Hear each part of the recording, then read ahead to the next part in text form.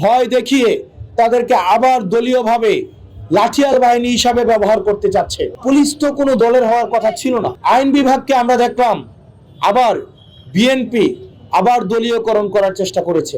স্থানীয় এনসিপি নেতৃবৃন্দ, ছাত্র শক্তি, যুব শক্তির নেতৃবৃন্দের উপরে কিভাবে মসজিদের মধ্যে ঢুকে মসজিদের কম্পাউন্ডের বাহিরে কিভাবে নগ্নভাবে তাদেরকে হামলা করেছে, তাদেরকে হামলা করে তাদেরকে ভিকটিম বানিয়ে আবার তাদের বিরুদ্ধে মামলা দিয়েছে। একদম সেম আওয়ামী প্যাটার্ন। আওয়ামী লীগের সময় আমরা দেখতাম ছাত্রলীগ, যুবলীগ, বিএনপি নেতা কর্মীদের উপরে হামলা করত, হামলা করে আবার তাদের বিরুদ্ধে মামলা করত।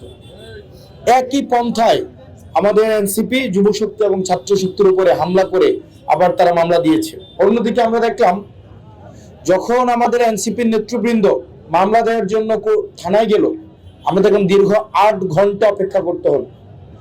বিভিন্ন ভাবে সময়ক্ষেপণের মধ্য দিয়ে এনসিপির মামলা যতক্ষণ না পর্যন্ত উপর থেকে রিমোট কন্ট্রোল পরিচালিত না হয়েছে ততক্ষণ পর্যন্ত এই স্থানীয় প্রশাসন, পুলিশ কিন্তু মামলা নেয়নি।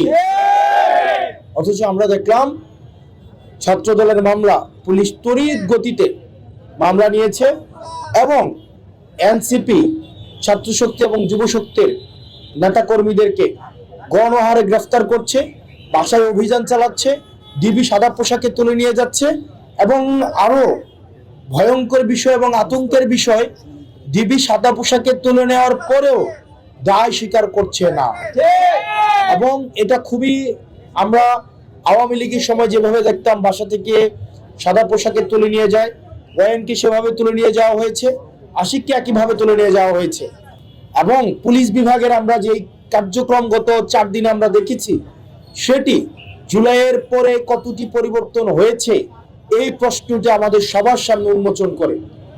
আমরা জুলাইয়ের পরে আশা করেছিলাম একটি স্বাধীন, নিরপেক্ষ, দল নিরপেক্ষ এবং লফুল একটি পুলিশ বাস্তবায়ন হবে। আমরা অথচ দেখলাম পুলিশ সদস্যরা প্রধানমন্ত্রীর সামনেই বক্তব্য দেয় তারা একটি নির্দিষ্ট দলের চেতনায় উজ্জীবিত এবং এই দলের সাথে তারা কখনোই কোনো কম্প্রোমাইজ করবে না।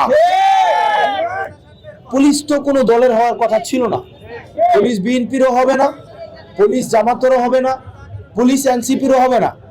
পুলিশ হওয়ার কথা হচ্ছে বাংলাদেশের জনগণের। যেটি আইনগত বিষয় সেটা আইনগতভাবে সমাধান করবে।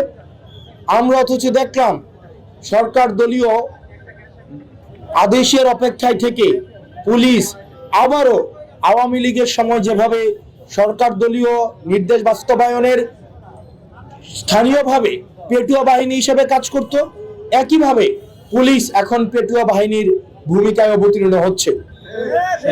পুলিশ সদস্যদের একটা অংশ আমাদের কাছে দুঃখ প্রকাশ করে, আমাদের কাছে তাদের অসহায়ত্ব প্রকাশ করে, তাদের পোস্টিং, প্রমোশন এবং পদায়নের ভয় দেখিয়ে তাদেরকে আবার দলীয়ভাবে লাঠিয়াল বাহিনী হিসাবে ব্যবহার করতে চাচ্ছে। ঈদ লাগছে মনে, খুশির জোয়ার সবখানে, আর ঈদ লাগছে মনে, বিকাশ পেমেন্ট সবখানে।